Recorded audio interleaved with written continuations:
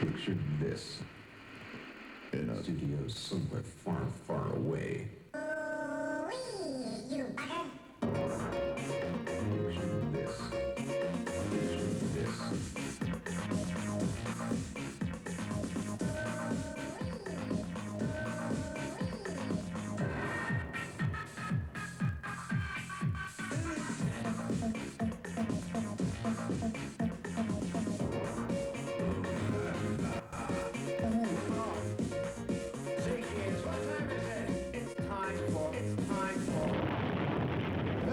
Whitehouse experience.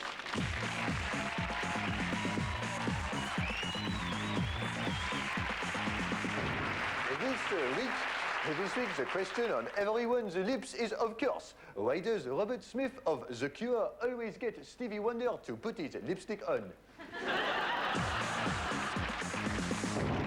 Britain's schools are seldom out of the news. Only last week, a new report showed a sharp decline in the standard of Reading. This may be connected to the alarming shortage of teachers, who are so badly paid that large numbers of them are leaving to go into better paid professions, such as nursing or doing a paper round. Maths teachers are in particularly short supply. This is because they are able to work out exactly how poor they're going to be. Small wonder that in recent years we have seen the increasing threat of an all-out strike by teachers. What do we want? 12%! How do we get it? We divide the whole sum by 100 and multiply by 12 to give the percentage. Now get on with exercise 4 on page 130.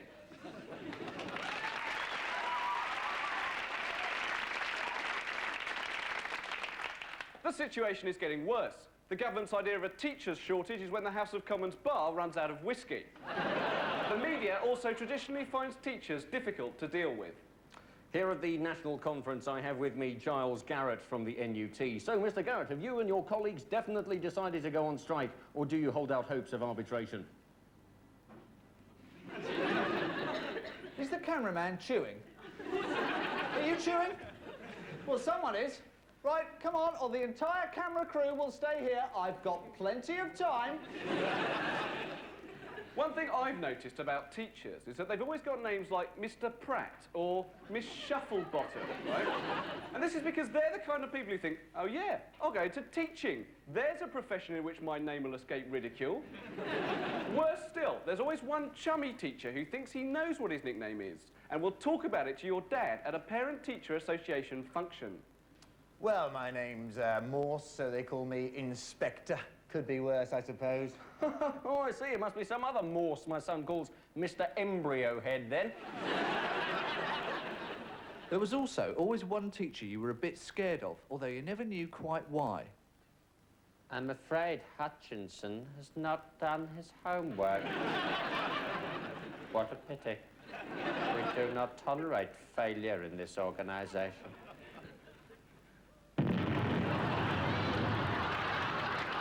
Kenneth Clark there. At school, the most important thing, though, is the rules, and even minor misdemeanours are always treated very seriously.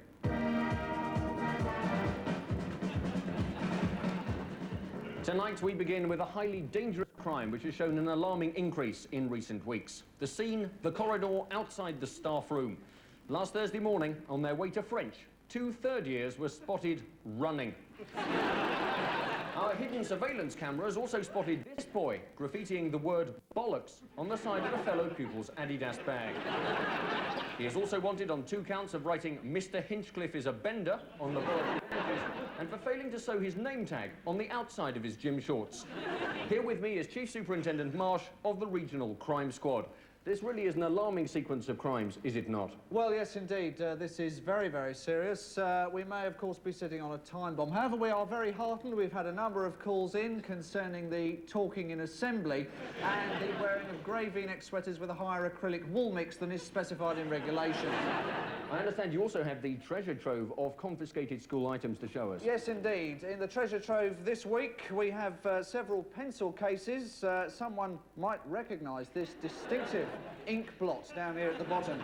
A Super Ball, and this rather old and dog-eared copy of Mayfair. Oh, no, that's mine.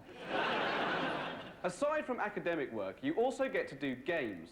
This means getting undressed in front of a lot of people of the same sex. And in the case of boys, This means having to cope with the fact that one of the other boys will be prodigiously developed. Not just for a young boy, but for a mammoth. Also, at my school, if you had forgotten your swimming kit, they made you do it in the nuddy. Now, honestly, school is supposed to be a preparation for life. Ron Pickering. And a setback for Britain's Duncan Goodhue in the 100 metres butterfly final. He's forgotten his trunks. And the Olympic Federation have ruled that he's got to do it in the nutty. Imagine if they extended this regulation. There was uproar in the Commons today when Chancellor Norman Lamont arrived for his budget speech without his briefcase. So we had to do it in the nutty. The Speaker said it was the worst thing he'd ever seen in the House of Commons. The school changing room atmosphere is something that some men carry on into later life. You see businessmen after squash talking with complete equanimity about business, as if they were both not in the nuddy. For some people, this is why a career in business is frankly impossible. Well, Rob, great game, good shower. Now, I say we should go with Bolivian zinc. There's been a lot of movement on Wall Street, and it looks to me like the whole damn thing could be a winner. What do you say? I can see you're fishy. I can get right between my legs and do an impression of a girl. I see. I can offer you a good job at Polly Peck.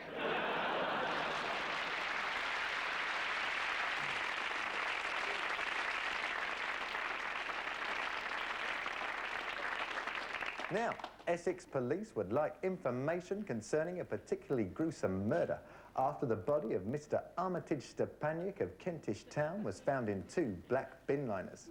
His head had been cut off and a pigeon stuffed in his mouth. If you know anything at all about this murder, please phone the Crime Stoppers number and you could win a Community Action Trust reward. Which brings us to good news.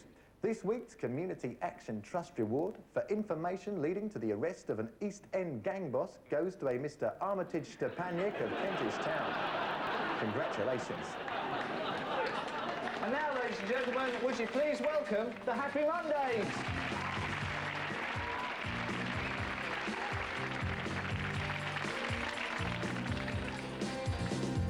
Yippee, yippee, yeah, yeah, yeah. Don't you think I look like Peter Beardsley?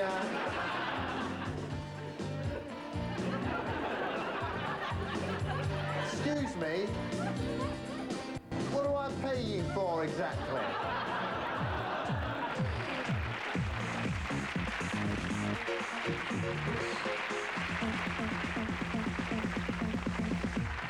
And now, the embarrassment experience. Embarrassment is a modern condition of being. In history, it seems people were simply never embarrassed. The Lord Nelson is hit. He lies, dying. My lord, has England's greatest admiral one last request? Kiss me, Hardy. I'm sorry? Kiss me, Hardy. Well, I would, but I'm not really that way inclined. I mean, don't get me wrong, I've got nothing Oh, come on, Hardy, don't be so uptight. Just a little peck, not a Frenchie. Oh, all right, mouth open, but no tongue. It's my one arm, isn't it? No. I've seen you looking at that 2-armed fellow down in midships. No, don't do Go on, Hardy. Snog, snog, snog. All right. The truth is, my heart is already given to another. And every night, I await their call across the waters. My heart is. Pugwash! Today, though, you're embarrassed just walking down the high street, particularly if you trip over the pavement. When people trip over, they always pretend they haven't. They sort of incorporate a hop, skip and jump into their walk for the rest of the day. I've got this happens to you, right? Sometimes I'm just walking down the high street and you suddenly find yourself walking stride for stride, level with an old lady. So you speed up so people won't think your best friend is someone who owns a tartan zip-up shopping trolley. But she's sped up as well because she's frightened of you, so you both end up bombing neck and neck down the road at 30 miles an hour.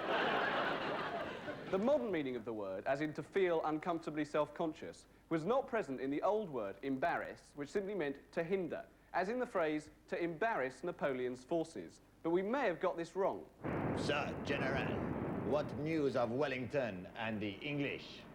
Mon Empereur, the English are currently in the field erecting their new weapon. Aha, it does not frighten me.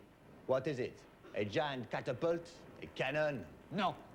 It is a huge photo of you when you were 5 years old. Oh no, not the one with me wearing the shirt with the huge collar. Oui, mon empereur.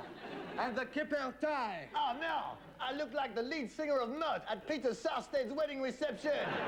Mon empereur, the English are raising their flag. Oh no, that is no flag. That is a pair of my own soiled underpants. Oh, no. What? Yes, the ones with do not disturb on the front. Look, I can explain the skid marks. I was on horseback all the way from Moscow. How will future generations of French people remember this day? Well, it gets covered in 1974 by Ever with the hit single Waterloo for Rapido.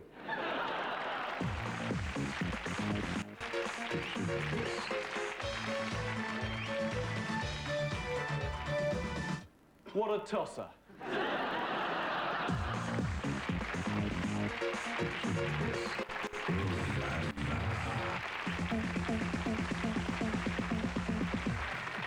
We must never forget the very useful social function that tramps perform, sabotaging street theatre and making it entertaining. And the same with busking. No matter how well the busker sings Annie's song, the only thing which brings the crowds flocking is when the passing tramp, out of the goodness of his heart, joins in. In fact, this is such a guarantee of success, one wonders why John Denver didn't use a tramp on the original recording. OK, cue John. You fill up my senses like the night in a forest. Cue Mad Jack McClafferty. You have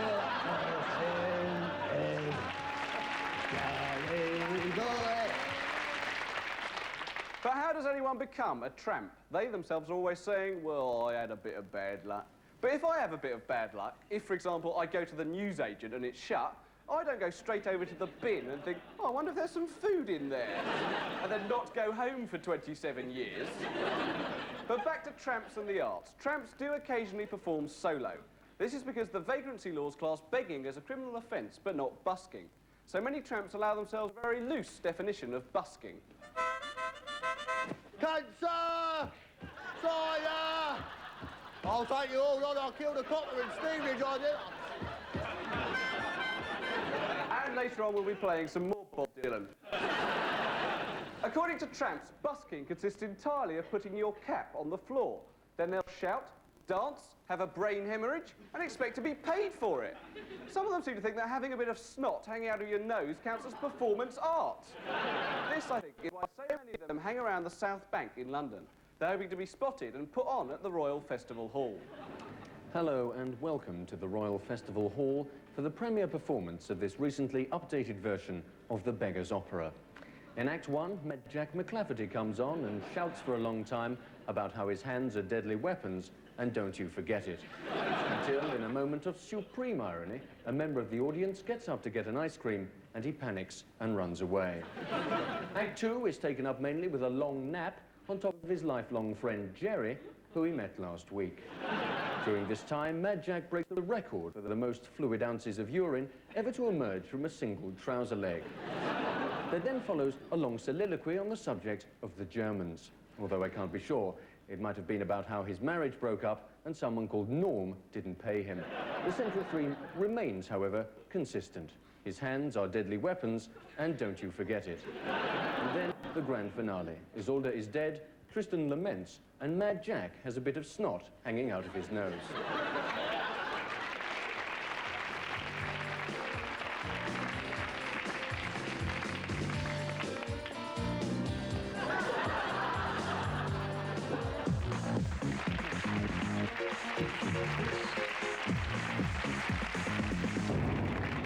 The British are traditionally not known for their cuisine, although this stereotype is no longer true, as was shown last year in the BBC series MasterChef.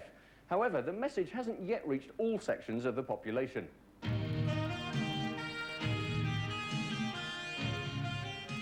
Hello, and welcome to the semi-final of Student MasterChef. And let's have a look at our three contestants' menus.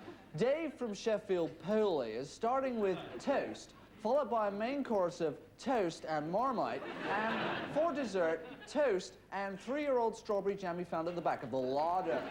John from Brighton Pooley has hors d'oeuvre of cornflakes with Snivel 5 pints as he's run out of milk, followed by far too much chili con carne with badly burned rice, and to finish, that yoghurt he bought in Marseille while interrailing. Graham from Oxford has chosen to start with 10 pints of lager.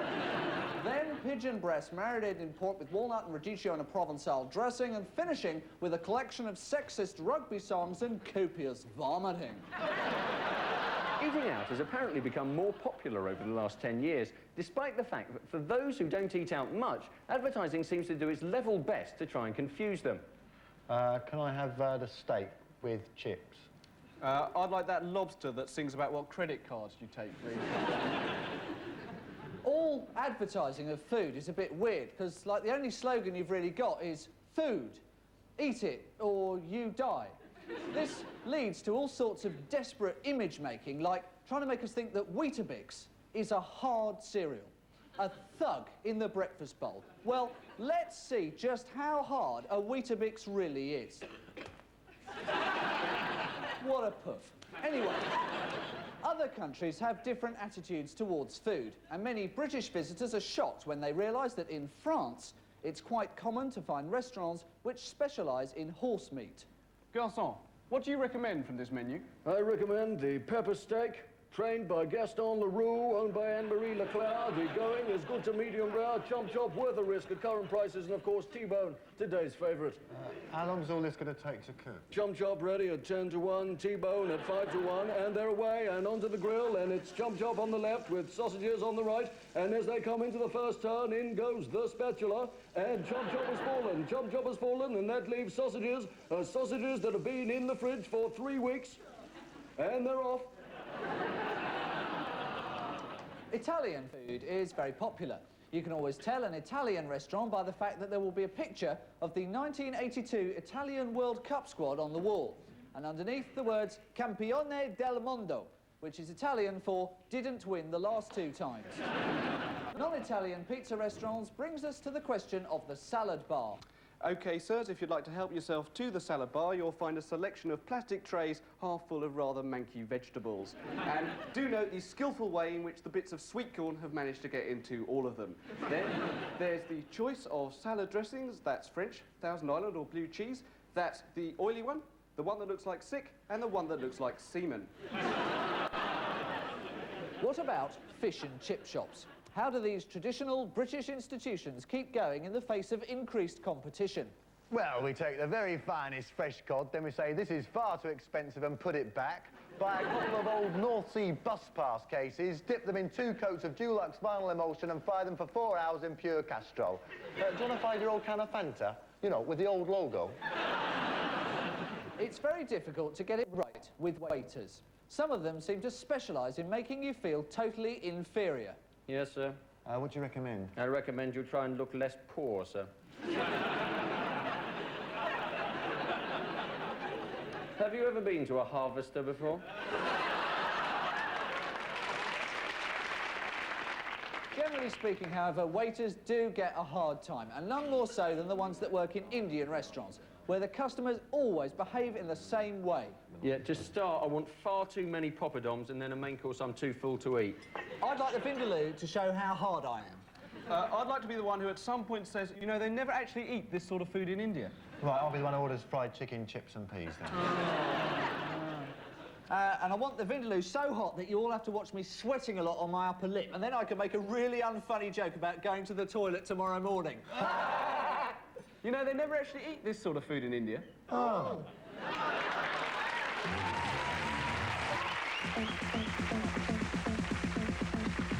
Tonight, we examine the question which is on the lips of the nation. Why is the England cricket team so crap? I mean, it's supposed to be our national sport, the sound of leather against willow, or in England's case, the sound of willow against air. I mean, what is the cause of our cricketing demise? We had a hidden camera in the Australian dressing room just before the last game. OK, we're going to slip swing on the backward short stump with a couple of early bouncers. Let's go, Australia! Go, Australia! Go, go, go! Meanwhile, in the England dressing room... Just run through it again. They throw the ball at me. No, they bowl the ball at you. No, you've lost me. Like this. All right, ready? Meanwhile, in the commentary box, the job of the pundits is to resist the knee-jerk reaction of the press and public and provide a more thoughtful and a more considered analysis. And what a completely crap performance we have seen by England today. Let's run through the scores. Australia, in their first innings, scored 214 off the first over and went on to score 796 before declaring that England were crap at bowling. Then England went in. The opening pair, Gooch and Larkins, were both crap. Atherton came in, looked promising, and then was crap. Robin Smith came in, took a middle stump guard, looked fiercely determined, and then was crap. By this time, England were on 19 for 4. Australia then brought on 2 new bowlers, Madge from Neighbours, and a small koala bear called Timmy, both of whom wreaked havoc on the England batsmen. And so it went on. 2 England players went for a duck, another was bowled by a duck, and the rest just ran away in embarrassment. From now on, it's been announced that MCC will stand for massively crap cricketers.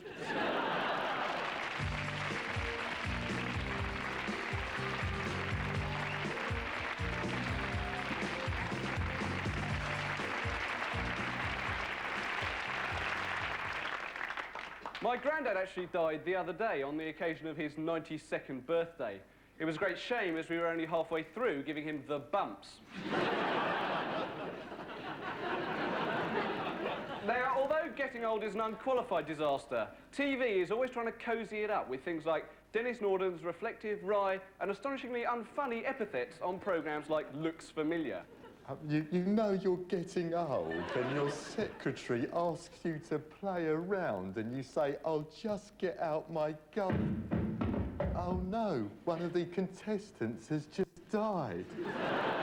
In fact, looking familiar is the opposite of what actually happens to your body as it gets old.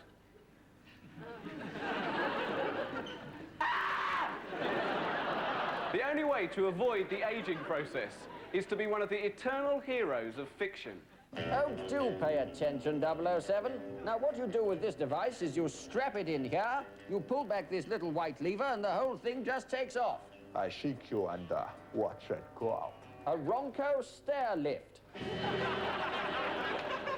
The reality of aging, in fact, is the one thing show business never confronts. Ladies and gentlemen, Old Blue Eyes is old!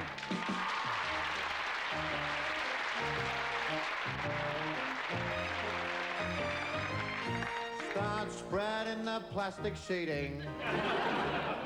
I'm coming to stay. If I can make it up the stairs, I might not piss in my pants. I'm gonna wake up in the middle of the night and shout, "Nurse, nurse." Not only old, but deaf. Now, let me leave you with one final Mr. thought. Norden, I've told you not to take this away from the foot of your bed. Death, of course, eventually comes to us all, but fortunately, most of us will avoid the indignity of having our obituary on the news. And finally tonight, Tony McNockerty, the actor whose face became known to millions as Ron Scribble in the Wimsdale Diaries, has, as I'm sure you've all gathered by now, from the number of sub-clauses in this sentence, and the fact that my voice drops at the end of each of them, just before each comma on the auto cue, died age 74. You knew it was coming. Why else would an actor's face pop up on the little screen behind me? And there's usually a graph or a picture of John Major. Our arts correspondent has been desperately rummaging around for some good clips. Of course, the media have to be very careful how they treat bereavements, according to the deceased all official decorum. This is a bit of a shame, as the media ought to reflect the way the public tend to see things. And finally tonight, Tony McNockerty, you know, that bloke who was What's It in Thingy, has snuffed it. Gosh, I didn't know he was still alive. Thought he pegged out years ago. Bet he left a tidy packet. I wonder what he died of. Well, these actors, you have to wonder. I suppose after the news, they'll be showing one of his old films instead of the snooker. Martin Amis said, Time goes about its immemorial work of making everyone look and feel like shit. And the proof of this is how unbearable it would be to imagine a reverse This Is Your Life, like before it's all happened to you.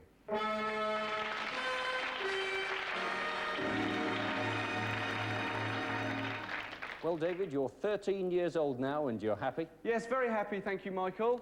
Well, when you're 43, you will hear this voice. Mr. Baddiel, we've got the X-rays back, and I'm afraid it's cancer. But don't worry, because 2 years earlier, you receive a piece of sensational good news. Mr. Baddiel, you're completely cured. But it's not all gloom and despondency. No, there's love and romance, and it all begins on the day in 2 months' time, the day on which you lose your virginity. Ah, Baddiel, just you in detention today.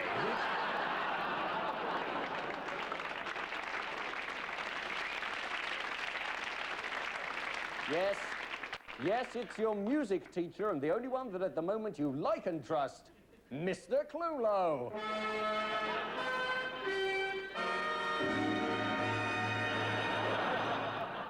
But there is light at the end of the tunnel. Adopted as you were at the age of only 2 months, you finally discover on your deathbed exactly who your real father is. Now let me leave you with one final thought.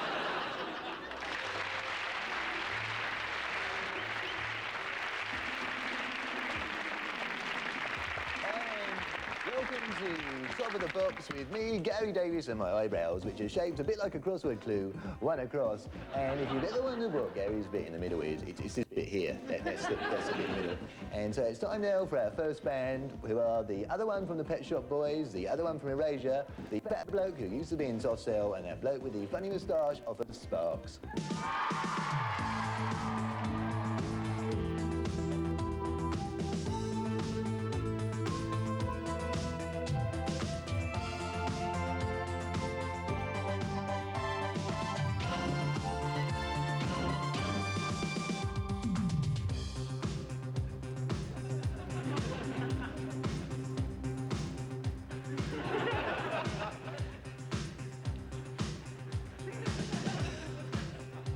Well, isn't anybody going to sing then?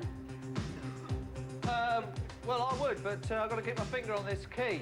Well, I would, but I think I've got a fax coming through. No! No! Well, what about him? Who? The bloke off of Sparks. No, maybe not.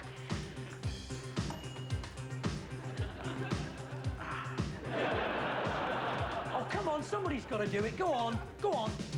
Go on.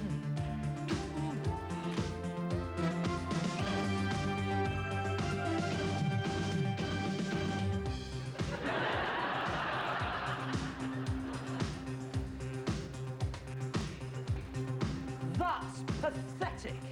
I could have done better than that. Yeah, chin rub. Oh, yeah. Chin rub, you could. You're useless, you are useless. Are you all right? Are you warm enough? Do you need to go to the toilet? He's never right in this world, is he? Hang on, I think I've got Moira Anderson's phone number somewhere.